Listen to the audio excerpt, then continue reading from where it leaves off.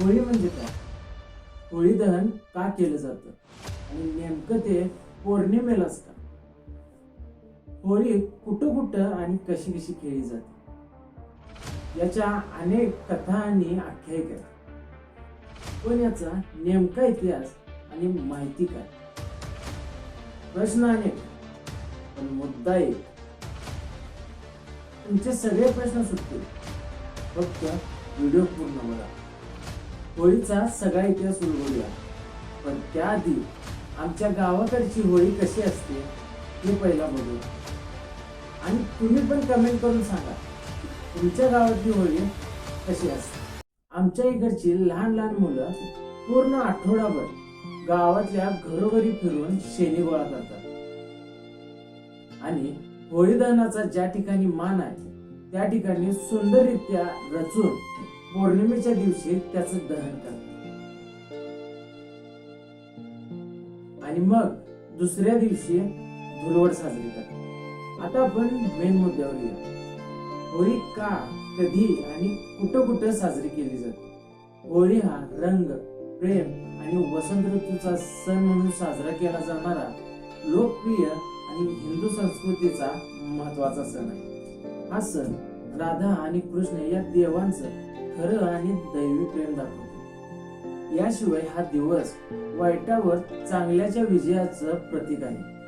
कारण हा दिवस हिरण्यकश्यपवर नृसिंहाच्या रूपात विष्णूंचा विजय दर्शवतो. याची सुरुवात होती हिरण्यकश्यप पासून. हिरण्यकश्यप हा राक्षसी पुत्र होता आणि त्याने तपस्या करून ब्रह्माकडून वरदान मिळवलं. हिरण्यकश्यपने पृथ्वीला पाताळात नेण्याचा प्रयत्न केला होता. त्यावेळी विष्णूने वराह अवतार घेऊन पृथ्वीचं रक्षण केलं होतं. त्यामुळे या भडकलेल्या हिरण्यकश्यपने आपल्या राज्यात विष्णूचे नाव कोणीच घ्यायचं नाही अशी बंदी घातली. हिरण्यकश्यप स्वतःला श्रेष्ठ मानत होता आणि देवतांविषयी त्याला खूपच तिरस्कार होता. पण त्याच्याच घरात जन्माला आलेला त्याचा मुलगा प्रल्हाद हा लहानपणापासूनच विष्णूचा मोठा भक्त होता. रोज दिवस रात्र तो विष्णूचं नामस्मरण करत होता. या गोष्टीचा हिरण्यकश्यपला खूप राग यायचा. त्यामुळे त्याने प्रल्हादला विष्णू भक्तीपासून लांब करण्याचा प्रयत्न केला. पण तो प्रत्येक प्रयत्नात अपयशी ठरला. सगळं करून थकलेल्या हिरण्यकश्यपला त्याची बहीण, जिचं नाव होलिका असं होतं, ती म्हणाली, दादा, तुझी ही अवस्था मला बघवत नाही.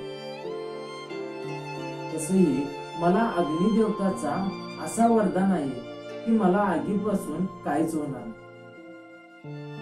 त्यामुळं मी प्रल्हादला आगीत घेऊन बसते.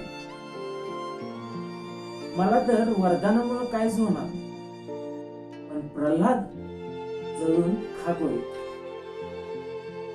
हे ऐकून हिरण्यकश्यप गावातल्या वाया लाकडांचा ढीग तयार केला.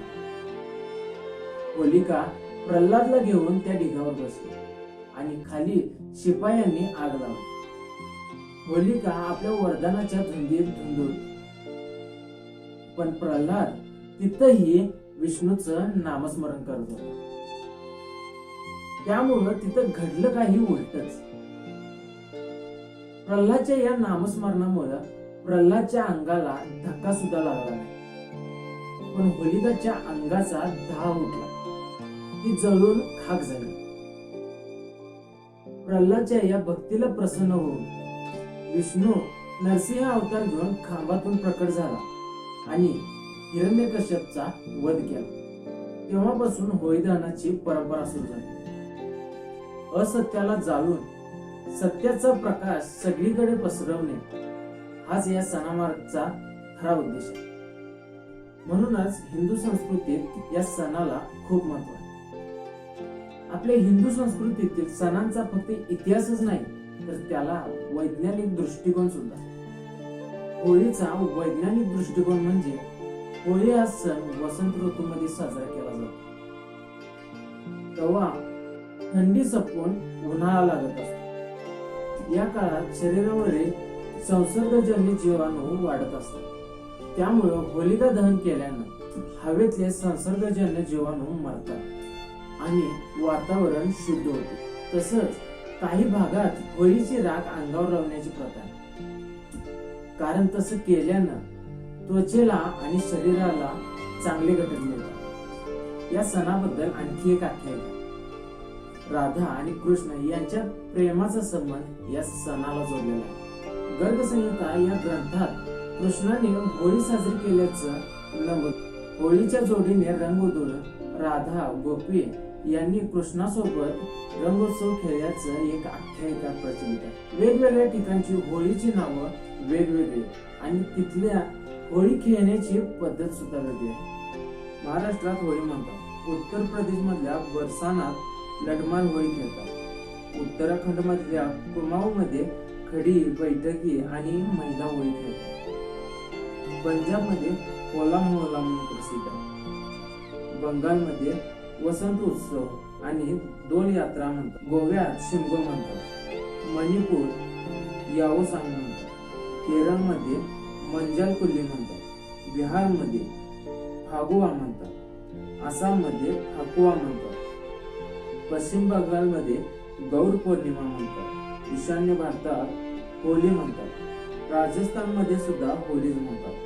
गुजरातमध्ये कामदहन असं म्हणतात. या होळीचं प्रत्येक ठिकाणचं नाव वेगळं आहे, पण सण मात्र एकच आहे आणि उद्देश सुद्धा एकच आहे. हा व्हिडिओ कसा वाटला हे नक्की कमेंट करून सांगा आणि आपला रंगपंचमीचा पुढचा व्हिडिओ बघायला विसरू नका. हा व्हिडिओ जर तुम्हाला आवडला असेल तर नक्की लाईक करा, शेअर करा आणि आपल्या चॅनलला सबस्क्राईब करा.